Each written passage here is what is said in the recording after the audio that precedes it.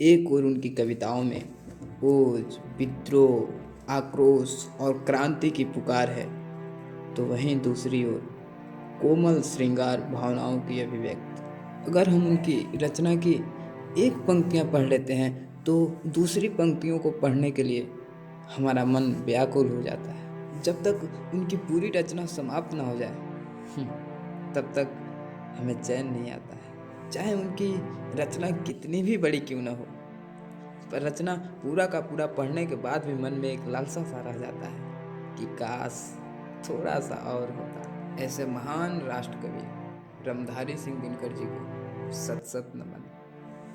इन्हीं की रचना रश्मि रथी महाकाव्य की द्वितीय सर्ग, जिसका वर्णन हम इस वीडियो में करेंगे, तो आप लोग ध्यानपूर्वक सुनिए और इस काव्य का आनंद लीजिए। कर्ण आखिरकार करे तो क्या करे। वह शिक्षा सीखने के लिए सभी ऋषियों के पास गया, गुरुओं के पास गया, पर कोई भी गुरु उसको अपना शिष्य बनाना नहीं चाहता था, क्योंकि कर्ण एक क्षुद्र जात का था, एक नीच जात का था। उस टाइम सभी ऋषियों का अपना अपना सिद्धांत होता था कि वो जब भी शिक्षा देंगे तो किसी राज्य कुमार को देंगे। इसीलिए कर्ण जिसके पास भी जाता हर कोई उसको विद्या सिखाने से इनकार कर देता। उसी दौरान एक और ऋषि थे जिनका नाम था परशुराम। उनका एक अलग ही सिद्धांत था कि वो राजकुमारों को शिक्षा नहीं देंगे। जितने भी राजवंशी हैं उनको वो विद्या सिखाना नहीं चाहते थे, वो केवल ब्राह्मणों को विद्या सिखाते थे।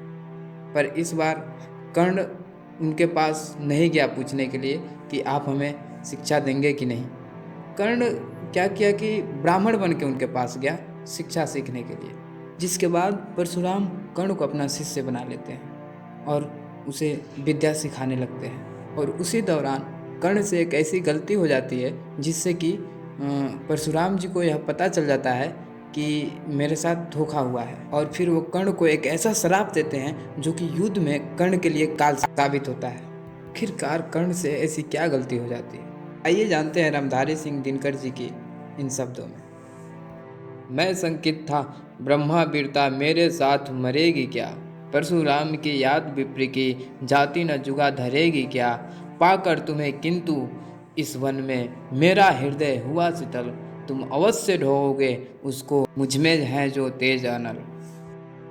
जियो जियो ब्राह्मण कुमार, तुम अक्षय कीर्ति कमाओगे, एक बार तुम भी धरती को निक्षत्रिय कर जाओगे। निश्चय तुम ब्राह्मण कुमार हो कौच और कुंडलधारी, तब कर सकते और पिता माता किसके इतने भारी। किंतु हाय ब्राह्मण कुमार सुन, प्राण कांपने लगते हैं, मन उठता धिक्कार, हृदय में भाव ग्लानि के जगते हैं। गुरु का प्रेम किसी को भी क्या ऐसे कभी खला होगा, और शिष्य ने कभी किसी गुरु को इस तरह छला होगा। पर मेरा क्या दोष, हाय मैं और दूसरा क्या करता, पी सारा अपमान द्रोण के मैं कैसे पैरों पड़ता, और पाँव पढ़ने से भी क्या गूढ़ ज्ञान सिखलाते हुए, एकलव्य सा नहीं अंगूठा क्या मेरा कटवाते हुए। हाय कर्ण तू क्यों जन्मा था, जन्मा तो क्यों वीर हुआ, कवच और कुंडल भूषित भी तेरा अधम शरीर हुआ। धस जाए वह देश अतल में गुड़ की जहाँ नहीं पहचान, जाति गोत्र के बल से ही आदर पाते हैं जहाँ सुजान। नहीं पूछता है कोई तुम व्रती वीर या दानी हो, सभी पूछते मात्र ही तुम किस कुल के अभिमानी हो। मगर अनुज क्या करे, जन्म लेना तो उसके हाथ नहीं, चुनना जाति और कुल अपने बस की तो बात नहीं। मैं कहता हूँ अगर विधाता नर को मुट्ठी में भरकर कहीं छीट दे ब्रह्मलोक से ही नीचे भूमंडल पर, तो भी विविध जातियों में ही मनुष्य यहाँ आ सकता है। नीचे हैं क्यारियां बनी तो बीच कहाँ जा सकता है। कौन जन्म लेता किस कुल में, आकस्मिक ही है यह बात, छोटे कुल पर किंतु यहाँ होते तब भी कितने आघात। हाय जाति छोटी है तो फिर सभी हमारे गुण छोटे, जाति बड़ी तो बड़े बने हुए रहे लाख चाहे खोटे। गुरु को लिए कर्ण चिंतन में था जब मग्न अचल बैठा, तभी एक बीस कीट कहीं से आसन के नीचे बैठा। वज्रतंत्र वह लगा कर्ण के अरु को कुतर कुतर खाने और बनाकर चित्र मांस में मंद मंद भीतर जाने। कर्ण विकल हो उठा, दुष्ट भौरे पर हाथ धरे कैसे, बिना हिलाए अंग कीट को किसी तरह पकड़े कैसे। पर भीतर उस धंसे कीट तक हाथ नहीं जा सकता था, बिना उठाए पांव शत्रु को कर्ण नहीं पा सकता था। किंतु पांव के हिलाते ही गुरुवर की नींद उचट जाती। सहम गई यह सोच कर्ण की भक्तिपूर्ण बिहवल छाती। सोचा उसने, अतः कीट यह पिए रक्त पीने दूंगा, गुरु की कच्ची नींद तोड़ने का पर पाप नहीं लूंगा। बैठा रहा अचल आसान से कर्ण बहुत मन को मारे, आह निकाले बिना सिलासी सहनशीलता को धारे। किंतु लहू की गर्म धार जो सहसा आन लगी तन में, परशुराम जग पड़े रक्त को देख हुए विस्मित मन में। कर्ण झपट कर उठा इंगितों में गुरु से आज्ञा लेकर, बाहर किया कीट को उसने छट से उंगली देकर। परशुराम बोले, शिव शिव तूने यह की मूर्खता बड़ी, सहता रहा अचल जाने कब से ऐसी वेदना कड़ी। तनिक लजाकर कहा कर्ण ने, नहीं अधिक पीड़ा मुझको, महाराज क्या कर सकता है यह छोटा सा कीड़ा मुझको। मैंने सोचा हिला डुला तो वृथ आप जग जाएंगे, क्षण भर को विश्राम मिला जो नाहक उसे गंवाएंगे। निश्चल बैठा रहा सोच, यह कीट स्वयं उड़ जाएगा, छोटा सा यह जीव मुझे कितना पीड़ा पहुंचाएगा। पर यह तो भीतर धंसता ही गया, मुझे हैरान किया। लज्जित हूं इसलिए कि सब कुछ स्वयं आपने देख लिया। परशुराम गंभीर हो गए, सोच न जाने क्या मन में। फिर सहसा क्रोध आग्नि भयानक भावक उठी उनके तन में। दांत पीस आंख तरेर कर बोले, कौन चली है तू, ब्रह्मा है या और किसी अभिधन का पुत्र बलि है तू। सहनशीलता को अपनाकर ब्राह्मण कभी न जीता है, किसी लक्ष्य के लिए नहीं अपना हलाहल पीता है। सह सकता जो कठिन वेदना, पी सकता अपमान वही, बुद्धि चलती जिसे तेज कर सकता बलिदान वही। तेज पूज्य ब्राह्मण तिल तिल कर जले, नहीं यह हो सकता, किसी दशा में भी स्वभाव अपना वह कैसे खो सकता। कसक भोगता हुआ विप्र निश्चल कैसे रह सकता है, इस प्रकार की चुभन वेदना क्षत्रिय ही सह सकता है। तू अवश्य क्षत्रिय है पापी, बता न तो फल पाएगा, परशुराम के कठिन श्राप से अभी भस्म हो जाएगा। क्षमा क्षमा है देव दया में। गिरा कर्ण गुरु के पद पर, मुख विवर्ण हो गया, अंग कांपने लगे भय से थरथर। सूत पुत्र मैं क्षुद्र कर्ण हूँ, करुणा का अभिलाषी हूँ, जो भी हूँ पर देव आपका अनुचर अंत्यवासी हूँ। चली नहीं मैं हाय, किंतु चल का ही तो यह काम हुआ।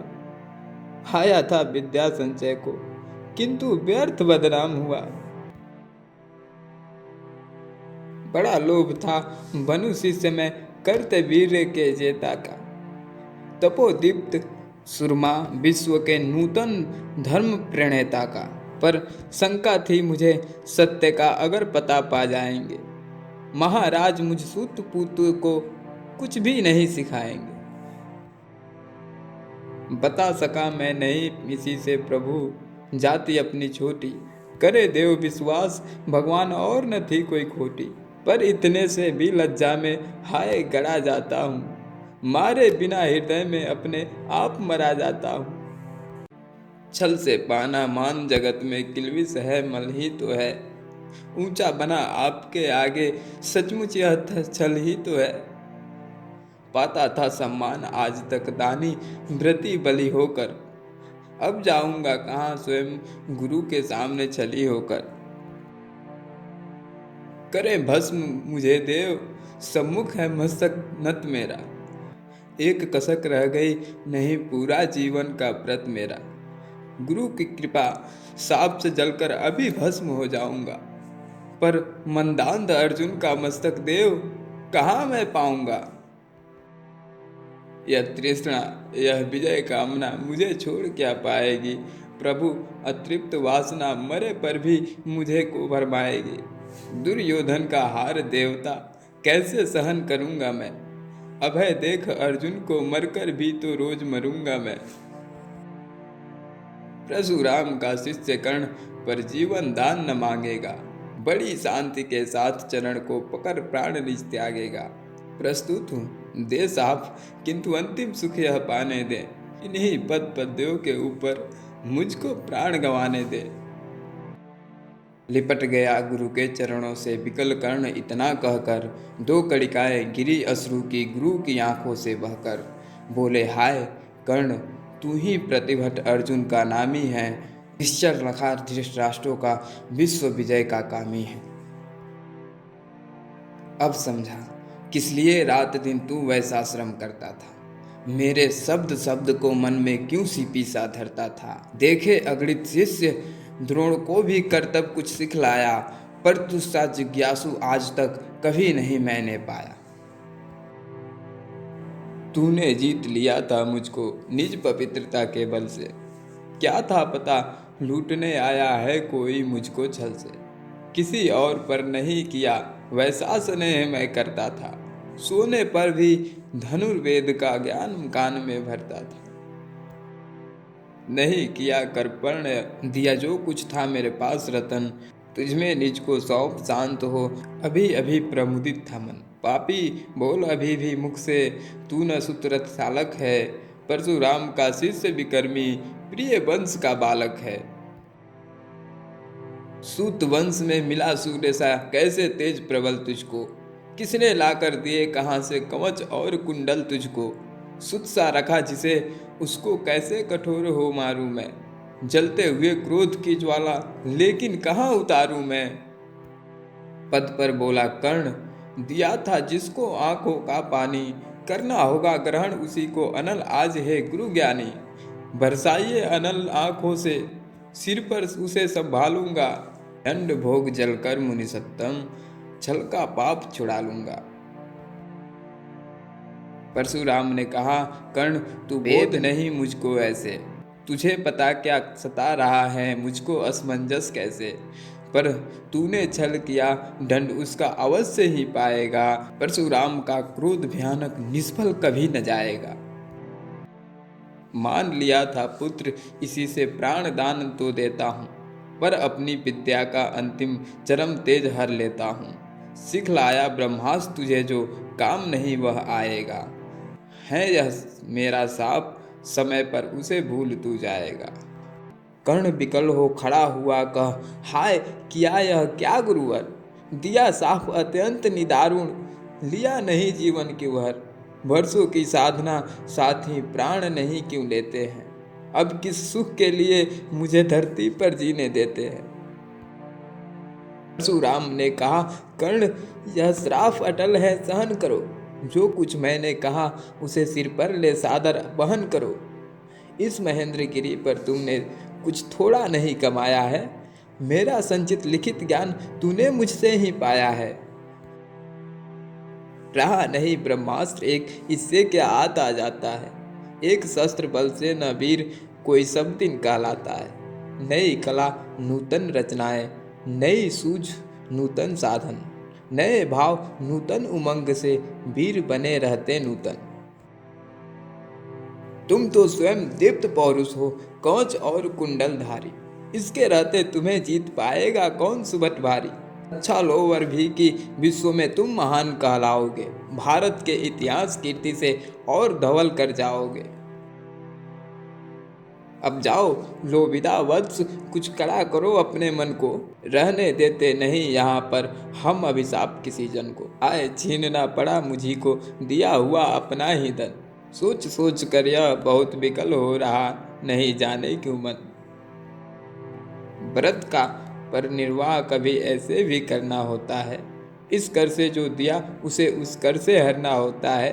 अब जाओ तुम कर्ण कृपया करके मुझको निसंग करो। देखो मत यूं सजल दृष्टि से व्रत मेरा मत भंग करो। बुद्धि कहती कि ठीक था जो कुछ किया परंतु हृदय मुझसे कर विद्रोह तुम्हारी मना रहा जाने क्यों जाए। अनायास गुणशील तुम्हारे मन में उगते आते हैं।